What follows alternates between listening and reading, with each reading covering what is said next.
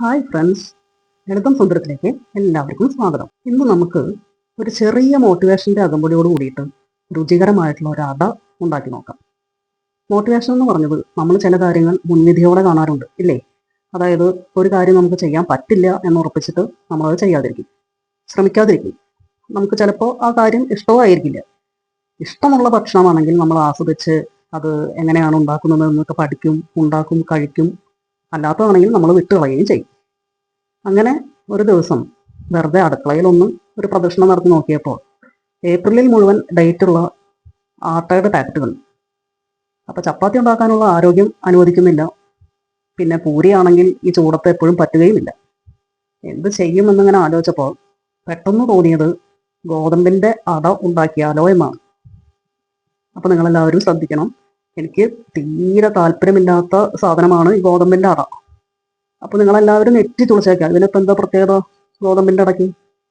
പക്ഷേ ഇന്നത്തെ കുഞ്ഞു തലമുറയ്ക്ക് പോലും നാടൻ പലഹാരങ്ങൾ വളരെ ഇഷ്ടമാണ് എന്നത് നമുക്ക് വളരെയേറെ സന്തോഷം പകരുന്നുണ്ട്.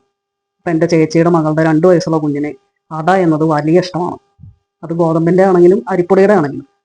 എന്നെ സംബന്ധിച്ച് പറയുകയാണെങ്കിൽ അരിപ്പൊടി കൊണ്ടുള്ള അടയൊക്കെ നമ്മൾ ഉണ്ടാക്കാറുണ്ട്, അത് വളരെ ഇഷ്ടവുമാണ്. ഗോതമ്പിൻ്റെ അട ഇന്നേ വരെ ട്രൈ ചെയ്യാൻ തോന്നിയിട്ടില്ല, കഴിക്കാനും തോന്നിയില്ല. കാരണം ഗോതമ്പ് കുഴയ്ക്കുന്നതും പരത്തുന്നതും ഒക്കെ വലിയ ടാസ്ക് അല്ലേ. പല ആശങ്കകളും കാരണമാണ് ഞാനത് ഒഴിവാക്കി വിട്ടത്. പിന്നെയാണ് ഇങ്ങനെ ജഡ്ജ്മെന്റൽ ആയാൽ എങ്ങനെ ശരിയാവുക, ഒന്ന് ട്രൈ ചെയ്യാമെന്ന് കരുതി. ഇനി അടയുടെ പ്രോസസ്സിലേക്ക് കടക്കാം.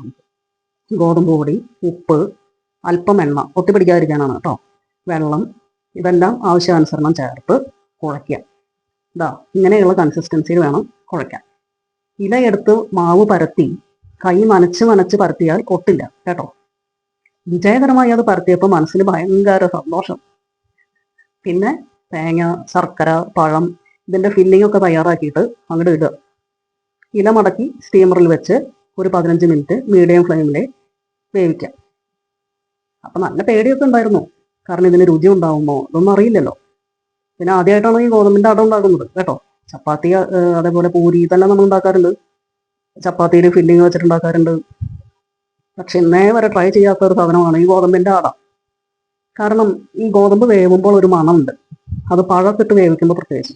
അതെങ്ങനെയാണ് അറിയുന്നതെന്ന് വെച്ചാൽ, പണ്ട് നാട്ടിൽ ഇല്ലാത്ത സമയമാണ്.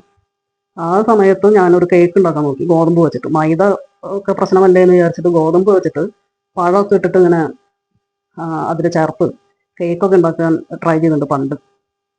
പിന്നെ അത് വെന്ത് വന്നപ്പോൾ ഒരുമാതിരി മടുപ്പിക്കുന്ന ഒരു മണം വന്നോട് കൂടിയിട്ട് പിന്നെ ആ ഒരു സംഭവം അങ്ങോട്ട് വിട്ടു കളഞ്ഞു. അതാണ് ഉണ്ടായത്. അപ്പോൾ ഞാൻ മോട്ടിവേഷൻ എന്ന് പറഞ്ഞല്ലോ, നമ്മളിങ്ങനെ പല കാര്യങ്ങളും അത് പണ്ട് അങ്ങനെ ചെയ്തപ്പോൾ അങ്ങനെയായിരുന്നു, ഇനി ഇതിങ്ങനെ ചെയ്താൽ അങ്ങനെയാവുമോ എന്നൊക്കെ ഇങ്ങനെ ജഡ്ജ്മെൻ്റലായിട്ട് ജീവിതത്തിൽ പല കാര്യങ്ങളും നമ്മൾ ചെയ്യാതിരിക്കും. അപ്പം ഇങ്ങനെയുള്ള ആശങ്കകളാണ് നമ്മളെ നിഷ്ക്രിയരാക്കുന്നത് കേട്ടോ. അപ്പോൾ നിങ്ങൾ അങ്ങനെ ചെയ്യരുതെന്നാണ് ഞാൻ പറഞ്ഞു വന്നത്. കാരണം ഞാൻ ഒരിക്കലും ഉണ്ടാക്കില്ല, ഒരിക്കലും ട്രൈ ചെയ്യില്ല എന്ന് വിചാരിച്ച ഈ ഗോതമ്പിൻ്റെ അട എങ്ങനെ ഉണ്ടാവും എന്നൊക്കെയുള്ള ആശങ്കകളൊക്കെ ഉണ്ടായിരുന്നെങ്കിലും ഞാനത് ട്രൈ ചെയ്തു. ഇനി തുറന്നു പോകും. ഇല പതുക്കെ നിവർത്തി. ആഹാ, നല്ല മണം, ഒട്ടിപ്പിടിക്കാത്ത നല്ല സ്വർണ്ണ നിറമുള്ള അട ഇങ്ങനെ പുഞ്ചിരിക്കുക. ഒരു കഷ്ണം കഴിച്ചു നോക്കി. ഹോ, എന്താ രുചി! ഇതെന്താ ഞാൻ ഇത്രയും കാലം ഉണ്ടാക്കിയില്ല, ഇത്രയും കാലം ഞാൻ നഷ്ടപ്പെടുത്തിയില്ലേ എന്നൊക്കെ ആലോചിച്ച് വളരെയേറെ വിഷമിച്ചു ഞാൻ. അത്രയും അപാര രുചിയായിരുന്നു. ആ ഒരു മടുപ്പിക്കുന്ന സ്മെല്ലില്ല, നല്ല രുചി. അരിപ്പൊടി കൊണ്ട് നമ്മൾ ഉണ്ടാക്കുന്നതിനെക്കാട്ടിലും വളരെ രുചികരമായിരുന്നത്. അപ്പം എല്ലാവരും അത് ട്രൈ ചെയ്യാം കേട്ടോ. മക്കൾ വന്നിട്ട് ഇനി അട വേണമെന്നൊക്കെ പറഞ്ഞാൽ ഒട്ടും അമാദിക്കണ്ട. അരിപ്പൊടി ഇല്ല, അതില്ല, ഇതില്ല എന്നൊന്നും പറയണ്ട. ഗോതമ്പ് ഉണ്ടെങ്കിൽ അത് വെച്ചിട്ട് ധൈര്യമായിട്ട് ഉണ്ടാക്കും. പിന്നെ ഞാൻ വിചാരിച്ചത് ഈ ഗോതമ്പ് സാവധാനത്തിൽ ദഹിക്കുക എന്നാണ്. പക്ഷെ അത്ഭുതം എന്ന് പറയട്ടെ, അരിപ്പൊടിയേക്കാൾ വളരെ അലിഞ്ഞു പോകുന്നതും ദഹിക്കുന്നതുമായിട്ടാണ് എൻ്റെ അനുഭവത്തിൽ വന്നത്. അപ്പം നിങ്ങളെല്ലാവരും ഇത് ട്രൈ ചെയ്ത് നോക്കുക. ഇനി അടുത്ത എപ്പിസോഡിൽ കാണാം.